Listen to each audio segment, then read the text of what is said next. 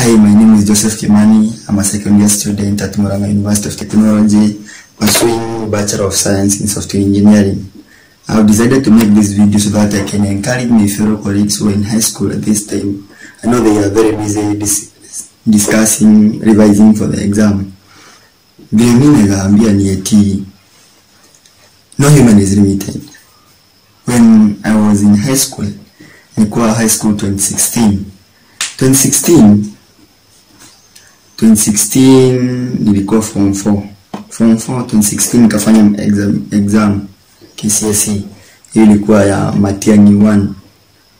So at that time me sikuwa na ambition, like sikuwa napenda masomo sana. So my interest was not in education. My main interest was just to hang around with my friends, nikienda shule wakisneak. But at that time sikuwa najua trust tutakuja kuachana. So after a long time of hanging with my friend when I was in high school from form 1 to form 4, KCSE kakuja. So me sikuwa prepared, sikuwa prepared to what the busy time like this. I was not revising, I was not preparing myself. But lastly KCSE came.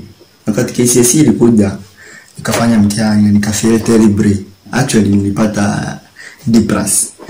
After nimepata D+ hiyo time, sasa nikaamua juu sina lingine kuanza maisha kuhustle, like nianze kuangana na maisha.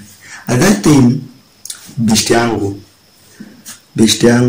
big up ito J Maso kuja akani encourage turudie, tukaenda ku repeat. So after we repeat, that will be a story of another day, but today is a success message. Repeat a certain day school next to the former one. So repeat nikasoma for a period of 1 year. Nilikuwa nimemake a change. But what I want to tell you is that I want to bring this sense of no human is limited. This is a sense that I have experienced, that no human is limited. Repeat nikiwa na D+, but sijaikuja number 1, sikuikuja number 1 at any point.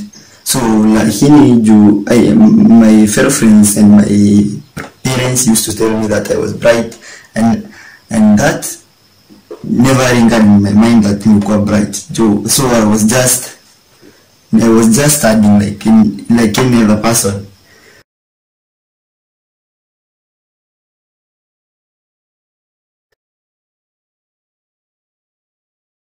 You D+ after repeat nayo. Ilifika time yenye ilibidi sasa ungangane juu ni maisha yako. At first nilikuwa najua nimefail, but si lazima ufail ili you pass. It's not a must that you fall so that you can fly. You can still fly without falling.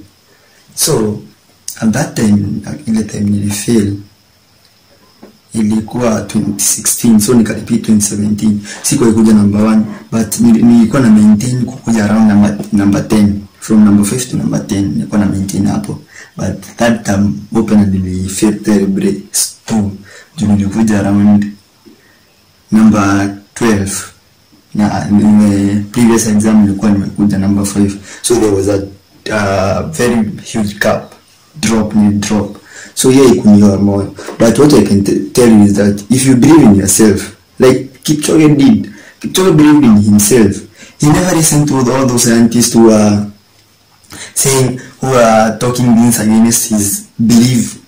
So if you believe in yourself, you can make it, and you can do it. Actually, you can do it in life. You can do it in this examination. So my fellow friends who are in high school now, those people, this exam is like any other exam. If you have tackled your previous examinations and you have found them not tough, this is not tough also. So if you believe in yourself, if you just believe in yourself, when you believe in yourself, you gain confidence. But when you gain confident, your brain gains a calm environment, which helps it to retain a lot of information, to retain a lot of studies that you have studied.